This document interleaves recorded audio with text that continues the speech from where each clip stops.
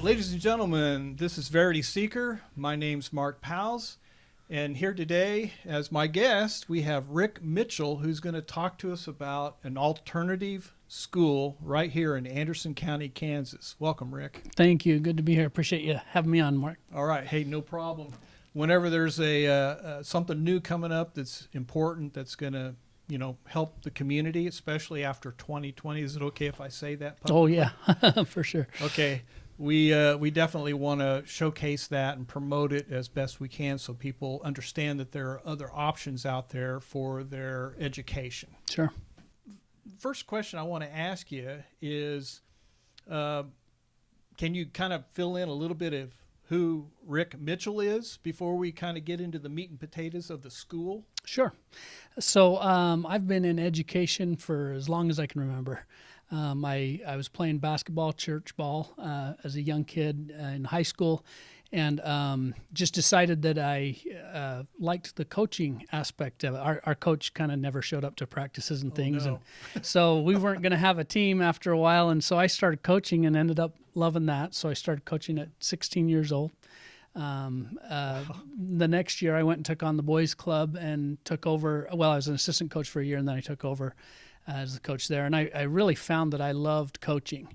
The main reason I loved coaching was because sports is a great way to inspire kids and to motivate them, and to, a teenager that's struggling maybe at home or with different things. There's some things a basketball coach can get them to do that maybe mom and dad can't in that way, and be a positive role model. So I did that, and then I jumped right into coaching at the high school level. Got my first job as a head coach when I was 21. Started at an alternative high school. I did not have a teaching degree. I wasn't done, but it was alternative, and they had a deal worked out where they could have teachers on the payroll as long as they were underneath someone who had a teaching certificate. So I was underneath the principal there at this alternative school. It was site-based managed. I actually ended up teaching PE the first year and coaching. I was the athletic director, started the varsity program for them. By the next year, I got into English and journalism and all kinds of classes. I wrote a curriculum that I titled Sports Through Athletics, and we got it approved by the state of Utah. They approved it until they made us change the name. They didn't like the name. They didn't like sports in English through athletics, and so they made us change the name. I don't remember what it was called, but it was some boring English name, and so that's what we called it in the books. But it was Sports Through Athletics, and the idea was we'd bring kids in. These kids, this is a last chance high school. If they don't graduate here, they're not graduating anywhere. And so we'd bring these kids in, and the first day I'd say, if you could, you're obviously taking this class because you like athletics. Here's a list of jobs in athletics. Which of these would you be interested in? And they'd fill out a survey and would take the top ones, whether it was coaching or athletic director or NFL pro team manager or whatever else it was. And we built our English curriculum around that. So we would do everything from, athletic director. We had a section on debate. We didn't call it that. We said, hey, you're building a new building. Do you put tile or carpet in the locker room? And then they would have to defend it, and they'd have to argue with each other and, make their case and use research and everything. So kind of, for lack of a better terms, we kind of tricked them into doing some debate. We didn't call it that as long as we called it this job. And some of them wanted to be referees, or at least they thought they did. And so we scheduled the gym and would go in there and would play some games, and everybody take turns refereeing, and we'd talk about controlling your temper and how's a better way to talk to that crazy person in the crowd as opposed to getting angry and spitting it back at them. So we're working on communication skills, and just I could go on and on and on. It was really fun. Anyway, did alternative education for a little while. I ended up getting into religious education, teaching a lot of biblical classes, scripture classes, did that for a long time. Moved out to Kansas in 2007 and oversaw a seminary and institute program. We had younger students, high school age students, but then we also had a college program that we did. So I taught some college religious classes, and then also oversaw volunteer teachers, around 70 teachers every year that I would supervise across western Kansas and into the Kansas City, Missouri area. Did that and enjoyed it. I had the opportunity to teach online classes, so all over the country, and then in Africa. Wow. I spent about a year where I taught 2 different semesters of religious classes, taught people from the Congo, Kenya, South Africa, Tasmania. I can't think of the name of it right now. Tanzania. Okay. That wouldn't have Just clicked. but just several different African countries, and that was quite an experience, and pushed me a little bit because teaching online is totally different than not. But I learned to teach online through COVID because everything was shut down.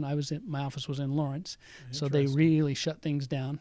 So I wasn't going to quit. I wasn't going to leave my students hanging that long, and so we went to Zoom, and I taught classes that would average 55 students a week, and so we learned that there. And then a little bit later, because of that, I was able to teach some online cross international borders, and but and then I guess one more last piece, and I'll be quiet. But we did in 2012. We started up in the Lawrence area. We started a 501c3 nonprofit organization for homeschoolers. And it's kind of funny because all my background is education. I have a bachelor's, master's, and doctorate degree all in the education field. And I was kind of a anti-homeschooler. And I didn't think it was good for all the stereotypical reasons. But I started seeing some of the things that were happening with my kids in school. And my wife and I weren't happy about it and tried to work through the system at first, but just thought, no, this isn't good. And so we ended up pulling our first child, and she excelled in the first semester. And so we're like, okay. And then we also adopted 2 children, older children. Good. And one was diagnosed, not even diagnosed, it wasn't even an official thing, but a teacher somewhere along the line had said that he was special needs. They used a different term, pretty rough term, and so that was in 3rd grade. So from 3rd grade until the time we got him at 12 years old, he hadn't read, he hadn't done any math, basically played video games and watched movies. Now I'm saying that I know not all special ed programs are like that, but this one was, and it was very frustrating. And so the day the adoption was finalized, we went from the courthouse to the schoolhouse, and we pulled him out of school and never looked back since then. And so we homeschooled all 7 of our kids. So our nonprofit organization was, we believed, and still do, that we want to insulate our kids, but not isolate our kids. Okay. Yeah. We want to prepare them. You know, the Lord says, be in the world, but not of the world. And so, you know, it can be a temptation, and I understand it thoroughly. It can be a very big temptation to say, I want to pull my kids back and not let them see anything or do anything in the world. But that's not healthy, and it's not sustainable. And so we started this nonprofit organization where we provided, basically, we were the high school and middle school for all of the extracurricular activities. So we played 8-man football. We had baseball, basketball, volleyball. And then we came along and eventually added drama and choir.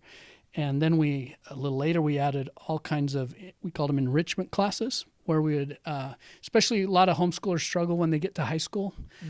Parents don't feel like they can do it, or, you know, I don't know those advanced classes. So we offered everything from art and some of those things, but then we also offered some math tutoring, some science classes, things that parents, whatever they needed, we would try to find people and pull them together and pull our resources together, and then just have a lot of fun with the kids too. So we did that 2012, did that for 6 years before I turned it over to someone else. And it was wonderful.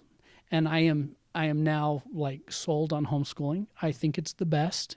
So then the next question is, why are you starting a private school? And that's because I know some families can't, for one reason or another, homeschool. But at our core at the Yutzy School, it's family first. So we're Christ-centered, family-focused.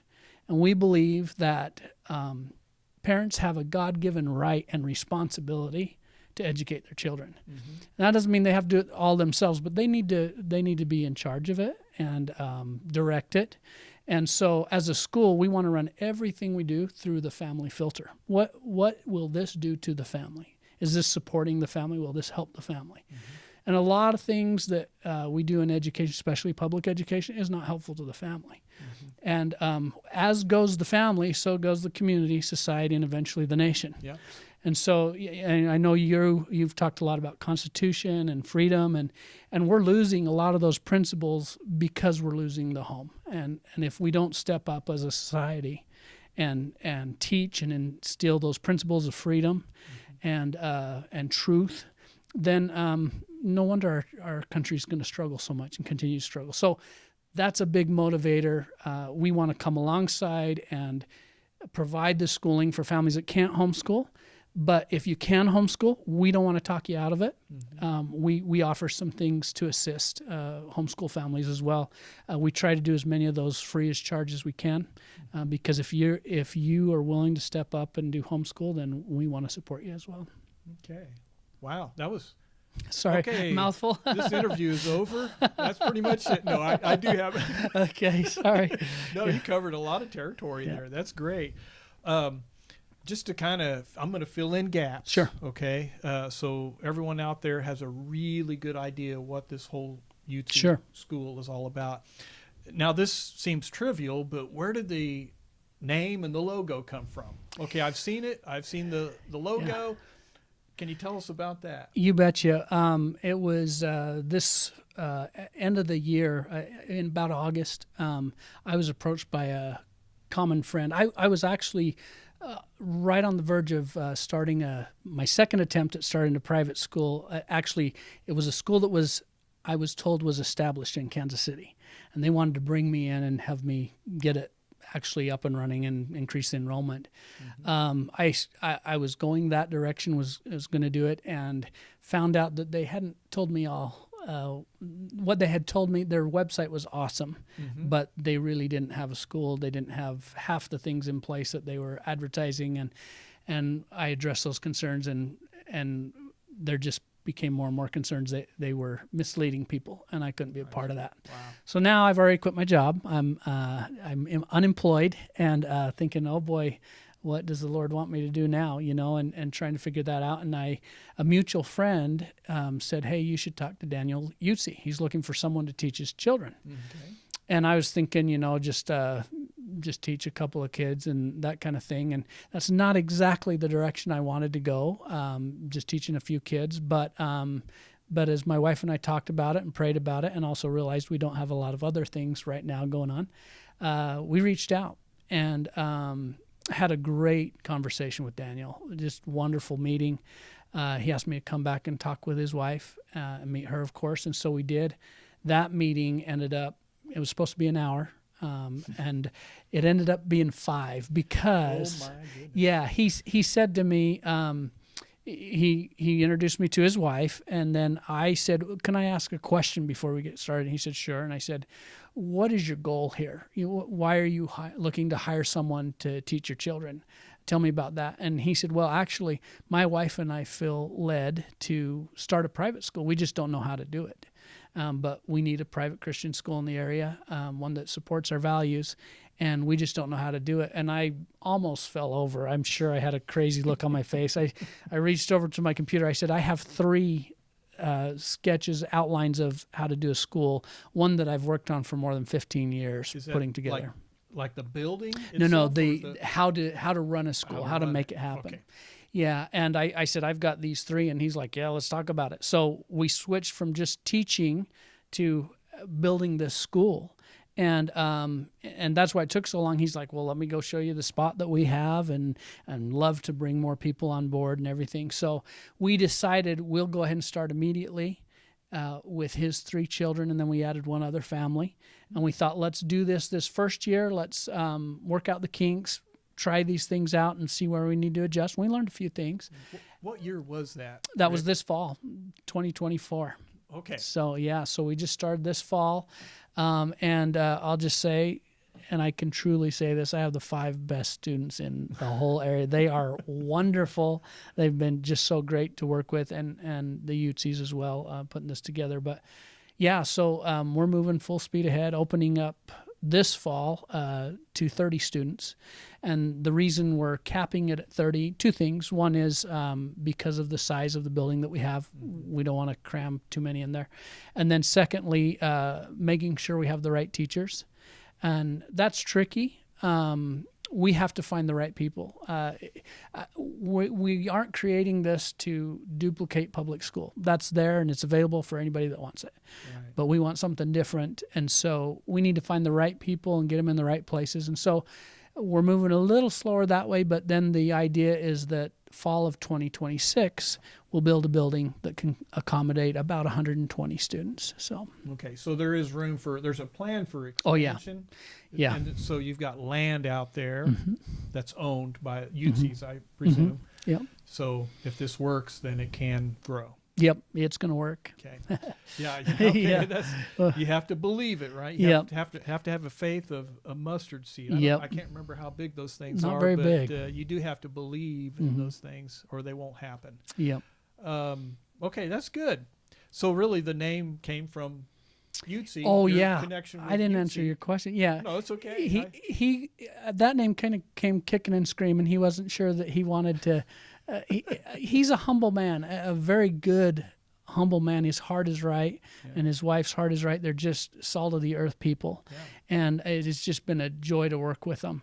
And so I kind of pushed for that. I said I think it's a good thing. I think it ought to be done. It's unique, works well. And then as far as the Badger came, I did all my research. And I checked out the least common colors and the least common mascot that was still cool. And so that's how we came up with the Badger, and also badgers being around in the area, and then learned a little bit about badgers and their sense of family and community and protecting each other, and lots of different things that we incorporate into the school, that it's not just a cutesy little logo but a mascot, but it's got some meaning behind it that we can build on principles. Some symbolism that you can work with there. Yes. Yeah. Okay, so the structure of your school, is it 501c3 nonprofit, or is it non-affiliated? Yeah, How is it? So we have two organizations. We have the school that is a business. It's not a nonprofit. Okay. It's set up to I like that you use the word independent. That's how we see it. We will not accept any government vouchers, programs, grants, anything like that. Anything that could possibly come back to bite us and tell us, no, you got to teach this, or you've got to change your stance on that. We won't have any strings attached. And I know there's been examples where people take a no strings attached grant, but then later they come back and say, oh, actually, if you want to keep getting this, but now you're dependent upon it. And we're just not going to allow ourselves to be put in that position. So we've set it up that way to protect the school. And then we also have set up the Yutzy Foundation. And that foundation that'll focus on the fundraising and all of the education piece to come alongside of it. So there can still be, individuals can still donate tax-free to the foundation, but then all of those funds will go directly to education pieces. So it won't go to making anybody rich or lining their pockets at all. It'll be strictly for the building, for example. It'll also be for one of the biggest focuses of the foundation is how can we lower tuition, offer some scholarships, need-based scholarships, and other things to, you got a family with 5 kids, it's kind of hard to pay tuition for all of them. Yeah. So we want to, that's the foundation's number one goal, is how can we make tuition approachable for students and families. So the school itself is actually, it's not a nonprofit. Nope. It's actually it's an LLC. It's a business. Yeah. Yep. And which actually is, for me personally, that's the way private schools should be run as a business, because then your survival depends on how good you are. Right. And the kids are probably going to get the best education, because you got to do well in order to get the enrollment and survive. Yep. And it is nice that you have the foundation back there to kind of back that up. Yep. But that's one of the first questions I had was, is this nonprofit or is it profit? Like a regular business. And in the private sector, if you don't want any strings attached, like you said, you pretty much have to go that way. Yep. Or you're you're attached. Yep, for sure. And it goes with what we were talking about before the interview too, about freedom and responsibility. You can't separate those two. Yeah. And so, setting it up as a business, we have some freedom, but we got a lot of responsibility. People can walk. If we don't do what we need to do, then they just move on and go somewhere else. Not a lot of options right now, but that's at our core too. If we believe in the family, then we need to make opportunities for them to be a part and to have some say and be very transparent. They need to know what their kids are learning, who they're learning it from, and how they're learning it. And so, we want to just be very open with all of that. Okay. Well, that I get to segue from that. You said a few things in there about volunteers and family being involved in the school. And it's an LLC. Okay. It's operated like a business that has to compete in the real world. What's your staffing like? I mean, do you have some people that's compensated, and then you have some parents that are volunteer, or do you work it out with the parents that are involved with some kind of discount? Something like that. Can you explain that? Yeah, great question. So we have our standard tuition. People can come pay full tuition. Be perfectly honest, I hope no one does. That would make the most money for the business. But that's not our goal. Our goal is to educate students in a Christ-centered, family-focused way. And so what we've done is we have our tuition, but we will give parents 54% off tuition for the year if they will commit to what we call the Parent Partner Program. And so all that is we ask 4 hours a week. We ask, you have to pass a background check, make sure everything's good to be in the classroom. And then we have a tuition offset program we ask them to volunteer in, which is a way to help bring tuition down even more. It's very simple, doesn't add any more burden on the family. We've run it through that filter to be sure of it. And that 4 hours per week, that's if you have one child or 10 children enrolled, it's still 4 hours per family, because the purpose is we want you in the classroom during teaching hours, and we'll assign you a kid. Now that can be mom can do it, dad can do it, aunts, uncles, grandparents, it doesn't matter. Just from your family, as long as they pass background check and we'll hold to the schedule, then they come in and help us. So the school, we use a lot of different things, but for the main core curriculum, we use a lot of Charlotte Mason ideas.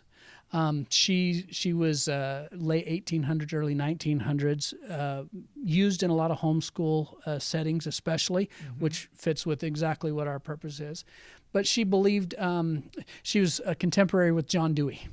So I think it's ironic. You have a John Dewey over here who's very progressive and really paved the way for our schools to be what they are today. Public schools. Public schools, yes. And then you have Charlotte Mason, I think, as a counterbalance, who said, so most people in her day, John Dewey included, believed that children were a bucket to be filled. They were programmable. You just put in whatever you wanted and you would get whatever you put in is what you're going to get out. So if we want them to be social justice warriors or whatever, we just put in the right stuff and we'll produce them. It's pretty hard to argue that isn't true when you look at what's happening today, especially in our colleges and universities. And so he was doing that. Meanwhile, Charlotte Mason stood up and said, no way. Children are people already. They're humans. They're souls. They're individuals. And we don't need to create them. God's already created them. We just need to inspire them. We need to encourage them. We need to support them. And so all of her approach is based on that. She believed in short segments for learning, which nowadays, there's a lot of talk of, people's attention span is dropping because of the internet and social media, and all of that is true. But guess what? It wasn't very big to begin with anyway, unless you train on it. And so she has these 12 principles, habits that you work on, paying attention, obedience, and all of this structure that's built around it. But a big core piece of that is you do little segments. With the younger grades, 10 minutes is as long as your lesson is. And then you adjust. And sometimes it's a little break, but switching from math to English can sometimes be enough. So it's not like you're wasting a lot of time. I don't really believe it's wasting, but it's not like you're doing that all, just playing a lot. Right. You just switch it up and mix it up, and you keep the kids engaged that way. So she had so many awesome principles, and I told you I went to lots of college, and just turned my stomach to hear some of these philosophies and ideas, but very refreshing to have the Charlotte Mason approach. And anyway, so that's where we want to bring the families in. We want to teach them this Charlotte Mason approach to a certain degree. We don't want to put too much on them, but it's there for any of them that want to learn it. But we want to show them that they can come alongside their child and they can have success helping their child in a 10-minute lesson here and then switch into this one. So when a parent comes in to do their 4 hours, and it can be split up throughout the week or all together, whatever, we give them a script, and it shows them what they need to cover and how to do it. It literally is a script. And once and we do that because we found parents are pretty intimidated sometimes. Yeah, they are. Yeah. But once they get in and do it, and they follow the script, they're like, "Oh, I can do this." And then they start to realize I don't have to follow the word for word script. I can use my personality and my interest in this and that. But these are the things we need to focus on and make sure the kids get. And so it's just been really, really successful. Yeah, so it's really kind of an outline for them. Yeah. Once they've gone through it one exactly. time, or next year or whatever, they're feeling pretty comfortable with it. Yeah, and I would even say once they've gone through it 2 or 3 times, meaning maybe 2 or 3 different days, then they catch the idea. And so the principles will still be there on the page, but they get to kind of figure out, oh, I could do it this way. And I think the biggest, most intimidating thing for homeschool, people deciding to homeschool, is like, I can't do it. And you know what? Our society has beat that into us so much. You have to have the professional. Well, I'm sorry, a lot of professionals have some whacked out ideas. And so parents, you can do a lot more than you think you can. If you can't homeschool, that's great. Yutzy School, I think, is the next best thing because we're asking you to do a little bit of homeschool with us. We'll be there. We'll assist you. We'll help you. To the other question about employees, this first year it was just me. I was the only teacher. Of course, I only had 2 families, so it wasn't bad. Still a lot of work. It is. But having those parents come in really, really helps. And we get all of our core done by lunch. So math, all of those main core subjects, those are taken care of. And then from lunch, we have recess, and then most of the time in the afternoon, we spend on sometimes some history, geography, but especially hands-on science stuff. And it's just a great way to end the day and discover and build and create and anyway. So it kind of brings me to my next question here. This is working out great because I get to, I've got this lined out and everything you're saying kind of falls into the next question. You're doing a great job. You've been through this before, haven't you? Maybe. Would you consider the type of school, you're talking homeschool, but you're talking alternative private school, but different than the public school, and you've got parents involved. You've got, special philosophical ways you approach education in the school. Would you consider it a right now kind of what they call a micro school, but it's going to end up becoming something bigger? Yeah, so I think it would be fair to label us this first year as micro school, maybe even the second year. I don't like that term, mainly because we're not stopping at 30. We're going to build it out. And also because I guess if I could describe the school, I would describe it this way. We're a faith-based, Christ-centered, family-focused school. And so that gives us a lot of freedom. Our kids will be in the Bible every single day. We have Bible class. As they get older, we'll have a Bible mastery class where they'll do more memorization and Bible quizzing and all kinds of stuff, application, a little bit deeper stuff. But even the younger kids will be memorizing and learning every single day. We've invited some of the local pastors to come in and present some of those messages for us as well, either a devotional or a lesson, either one, they're welcome.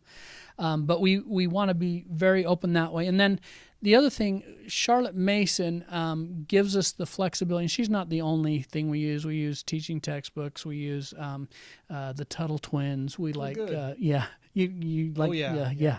Oh, love great stuff. And the kids love them. They relate to them. They catch the concepts quick.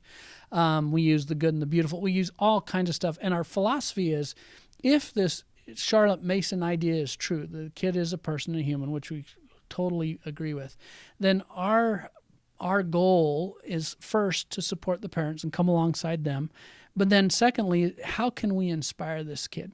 And how can we make them enjoy music and singing or music instruments? How can we get them excited about English or science? I'll tell you one quick story that I've heard 1,000 times, but it happened this last year. I always ask the kids, what's your favorite subject and why, and what's your least favorite subject? And more, I'm hearing them say as a least favorite subject, science. Math is right up there too, but that's a different subject, but science. And I responded, I said, how can you not like science? Science is nothing more than, I have a question and I want to figure out the answer. Who doesn't want to learn something? Who doesn't want to find something? Well, if you put it in a certain way that we sometimes do in other schools, then yeah, it's not fun. But when this year we did a thing where we had them make some slime, not anything spectacular. We did 4 or 5 different types of slime and talked about it and the properties and oblique and all this different stuff. And then we want them to play with it. And we don't tell them, okay, now play with it. We just let them go. And pretty soon, one of our students, the one that said her least favorite subject was science, I said, oh, you're going to love it here. And she's like, nah, I don't think so. Pretty soon she takes her slime and she figures out how to blow a bubble about this big. And I'm like, that's awesome. So I take a picture. Well, the day ends. They go home. They take their slime with them. She comes back and she says, you know that bubble we made yesterday? I said, yeah. She said, we got one this big. And she was just excited. And the whole class was talking about it. And she goes, I wish we could make a bubble big enough to fit one of us inside. That would be cool. I didn't tell her this, but that's science. You've got a question, something you want to do, you want to discover how to do it. So I said, okay, we're calling an audible today. And I had to explain what that was. But we said, let's not worry about our schedule for a minute. Let's talk about this. How could we do this? Is it possible? Could you blow it up? And if so, how? And they said, well, we'll need a lot more slime. So we took 10 bottles of glue, added it to what we already had. We made these several batches of slime, put it together. I said, now, how are we going to blow it up? I didn't tell them how to do it. Frankly, I didn't know. And I didn't think it was possible, to tell the truth. But I said, well, how can we do this? And let's try it. And, failing's fine, part of the process. And so I figured we'd fail. And she said, well, yesterday, to get that bubble as big as we did, I used my blow dryer. I said, that's genius. So she grabbed the blow dryer. We come in. It took several attempts, but finally they flattened it out, used a rolling pin, made it about a 3.5 foot square of slime. Had a person, one of the students got down on the floor kind of in a fetal position. They laid it. We all had to pick it up at the same time, lay it over the top, flatten it down on the cement, and then stick that blow dryer in there. And you'll see it in the spot. And just blow it up until the person could sit up inside. I'll be darned. And they did it. It took, like I say, several tries. But then they're like, we should do it with this student who's the biggest student in the class. And I'm really thinking, it's not going to work. But they did it. And she made it in there. And then they said, Dr. Rick, we want you to get inside, which I was not excited about at all. I'm like, there's just no way. And they did it. And that's, as a teacher, that's the most gratifying thing. They figured it out. They came up with the idea. They made it work, something I didn't think was going to work, and they made it work. So here I am sitting in this bubble of slime, and it's around me. We didn't put that one in the video, but they got me in there. And I'm just like, that's a happy moment. And Charlotte Mason, I don't want to say it's all fun and games, but it is kind of all fun and games because learning is fun. And a lot of it is games. You still have to learn a lot of specific things, but if you can do it in a creative way, and now this student, science is her favorite subject, Amazing, so, isn't it? Yeah. If it's taught right, and they get hands-on, and they get to actually take what they learn and expand on it with their own mind, not on what a textbook tells them they can or cannot do, they begin to like it. It's more interesting. So yeah, that's exciting. Which brings me to the next point. What I want to do is you have a couple of videos out there on YouTube, and I kind of want to insert these in the interview if I can. Sure. This one is called Spark Wonder, the Yutzy School, and I'm going to let it play here, and hopefully it'll work right. And this will I think it's about a minute long or so. Yeah. Let's let it go.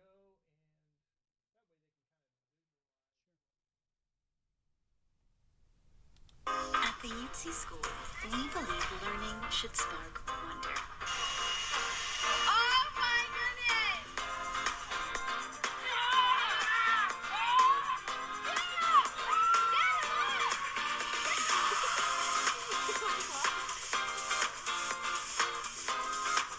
Oh, he just ate one.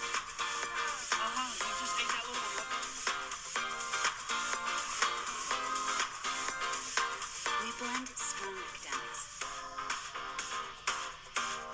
Christian values, and real-world skills in a nurturing environment where kids feel known, challenged, and loved. Small class sizes, big discoveries. A better way to learn, right here in Garnett, Kansas. The Yutzy School, now enrolling. Visit www.yutzyschool.com or call 785-816-1116. Don't delay. Space is limited. The Yutzy School, rooted in faith, growing in knowledge.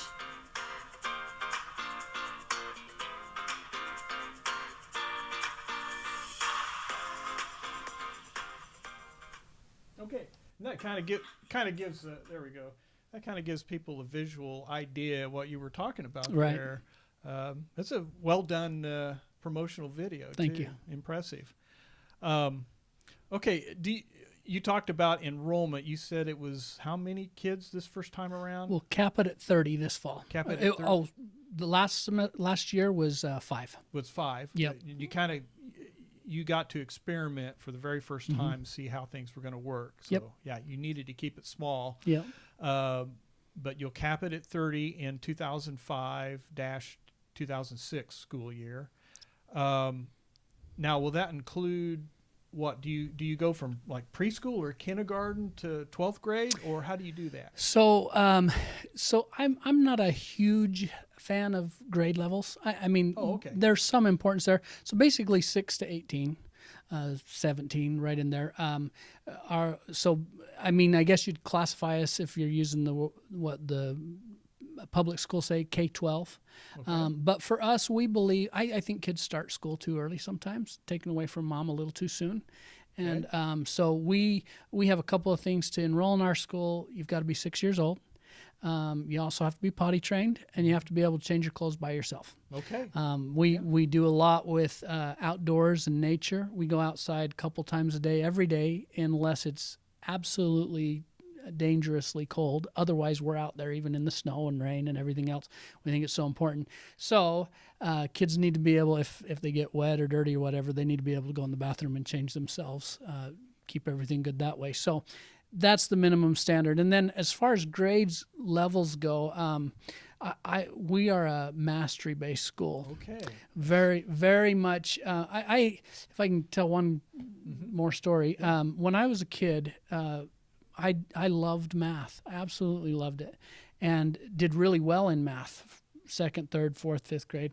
And about junior high, they started saying, "Hey, this guy's a genius. He's really smart," which I loved. I thought it was great, And they said we need to get him in some advanced level classes. And so they skipped me up into some algebra stuff, and I had no basis for that. I wasn't ready for it. Wasn't prepared for it.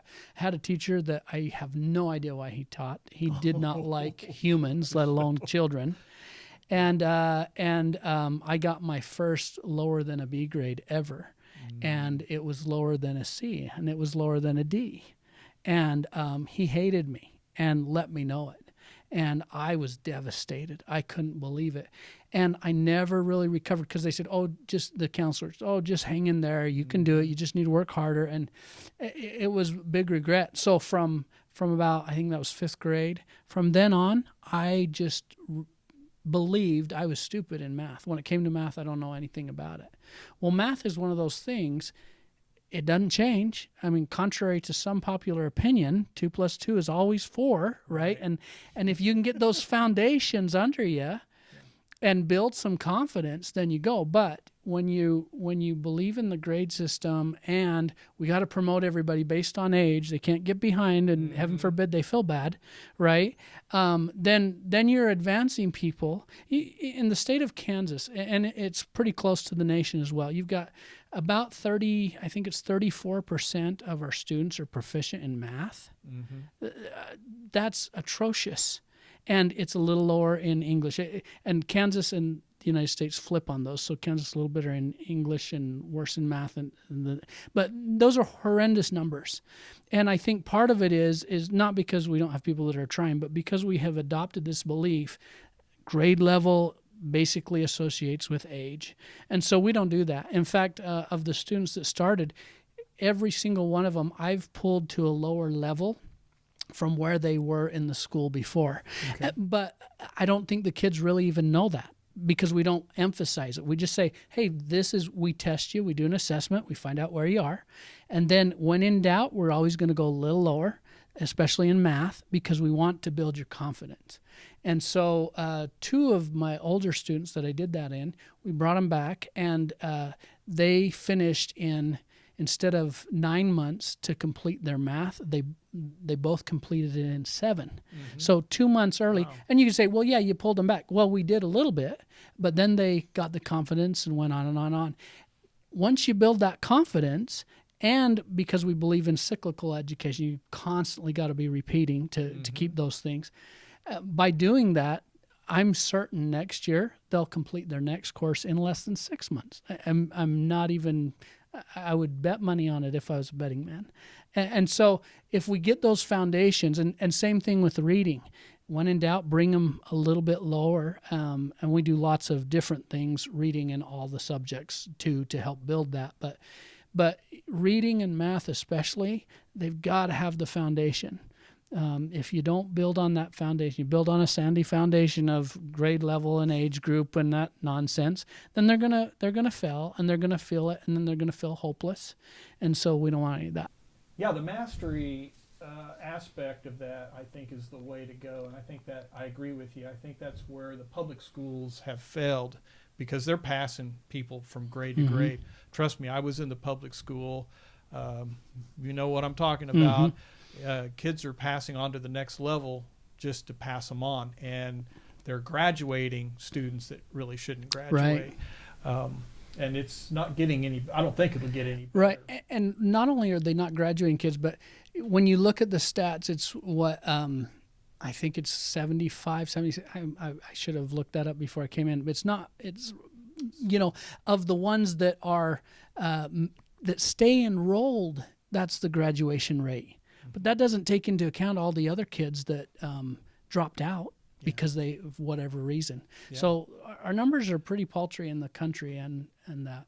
And I don't mean to beat up on public school. There's a lot of good teachers out there that are doing their very best, but they work within a system that kind of sometimes ties their hands a bit too.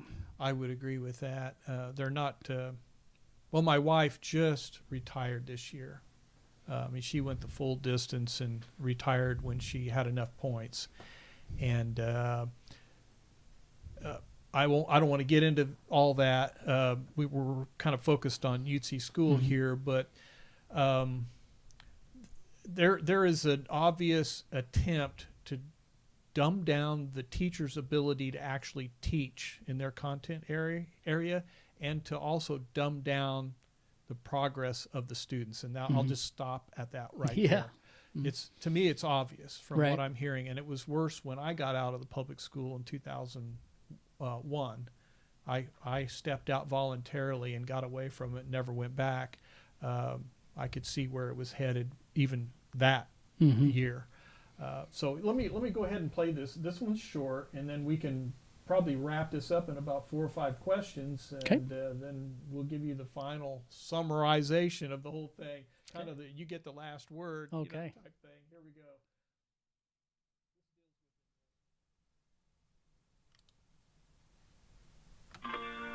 At the Yutzy School, we believe learning should spark wonder. We blend strong academics, Christian values, and real-world skills in a nurturing environment where kids feel known, challenged, and loved. Small class sizes, big discoveries. Affordable tuition, a better way to learn, grow, and thrive. Right here in Garnett. The Yutzy School, now enrolling. Okay, so the point is with these promotional videos on YouTube that you have out there is, people really need to start considering whether this is the option they want to take, because we're into June already, and you want to start your fall semester is in August, right? Yes. Mm-hmm. Okay, kind of in line with the public school. Very close. Year. Yeah, Okay. it's a little different. We'll start with the middle and high school kids on August 18th. We'll get them situated in a pattern and going, and then the following week will be the younger kids. We'll bring them on board as well. Okay. And just one quick question that just popped into my head. We were talking about vouchers earlier. I think in the newspaper here, when I read about it, you kind of had to question whether that was a good thing or a bad thing. Are vouchers a good thing or a bad thing? Well, I think allowing people to keep their money is always a good thing, regardless what the topic is. You look at the Kansas voucher system that they have right now. When you have about 500,000 students in the state, and it's 5% of that population that can even possibly qualify for the vouchers, it's a moot point. That's not even going to make a dent. So I'm not waiting on the government and trusting that they're going to do it. And again, there's a lot of strings attached, even for those 25,000 kids that can get that. And ideally, I've been a big proponent of vouchers. I think that people should keep their own money to help private schools or homeschools or whatever. I just think that too many in the legislature plays games with that and announce that we're doing something, and then we've authorized enough for 25,000 kids in a state of 500,000. I'm not waiting on it. So Okay. yeah. And that brings me to my next question, the most important question when families are trying to make a decision on whether they want to do an alternative school. Here locally, I don't know. I don't have the exact amount. My two daughters are out of the school. I think the last one left during 2020, graduated. It was a wreck, by the way, ruined her year. But the cost of a public school education is extremely cheap. I call it socialized education is what I call it. And they do it, of course, through property taxes, which is another itchy issue that I have a problem with. Right. That's for another day in a podcast. But what is your tuition for this kind of a school? Okay, so if they do the parent partner program, which we really hope they do, our tuition is $3,700 per student for a year. We have a special where if families sign up and pay their first semester tuition by July 1st, and the reason we do that is because we can save money by ordering our curriculum early and have it there when the kids show up. So we decide we'll pass that incentive on to them. We'll give them 10% off of their tuition there. We are working on it, and in future years we'll have this down a lot better with the foundation, but working on ways to offer offsets for that tuition as well. But right now it's $3,700 if they do the 4 hours a day. If a family just doesn't want to or chooses not to do that, that's okay. They can still do that. Then our tuition is at $8,000. It kind of it cuts down quite a bit. I think it's at $2,000 less for the second child, and so on and so forth. So it grades that down a little bit. But yeah, we just really, again, if you can't do it and you want to just pay the full tuition, we'll accept that. We'll do that. We'll have to hire somebody to come in and help a little more. But we really hope that if they can, families will take advantage of that 54% discount, because that's really what we're going for, is families in the classroom. Okay. Now, in closing, I think we've covered quite a bit of territory. I'm sure there are aspects of this that we can't possibly cover, and people will just have to, reach you directly, or, I don't know how they can contact you. How would you prefer people to contact you directly? Yeah, so they can use that number that was just on the thing, Okay. 785-816-1116. That goes right to the school. You can also email us info@yutzyschool.org. Okay. And also, if you go on the website, we've tried to be extremely transparent on the website. And so if a family goes on the website and looks, we have our tuition rates and all the breakdowns, the parent program, the core values. I'm working on, well, I probably shouldn't say that yet, but anyway, we have all this stuff on the on our website, yutzyschool.org, and reach out to me. One last thing, maybe on the enrollment. Our enrollment process is you go online and you fill out a form for enrolling. Okay. That comes to us. Once we get that, then we'll call and set up an interview. And the interview is for us to assess your child academically, yes, but also to see if they're a good fit. And we recognize we won't be a good fit for everybody. That's half of it. The other half of it is we want parent involvement, and we want them to talk to me or anybody else.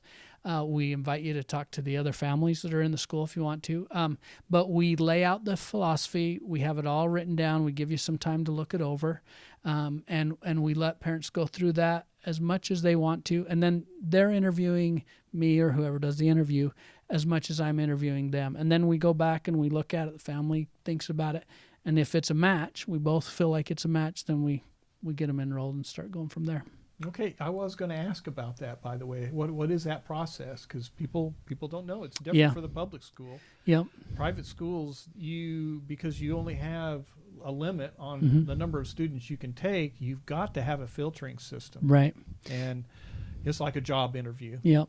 You know, and if you're getting into a situation where it's not a compatible environment for both parties, Right. it could mess things up. So, Yep. Yeah, we don't want any surprises for anybody. So. yeah.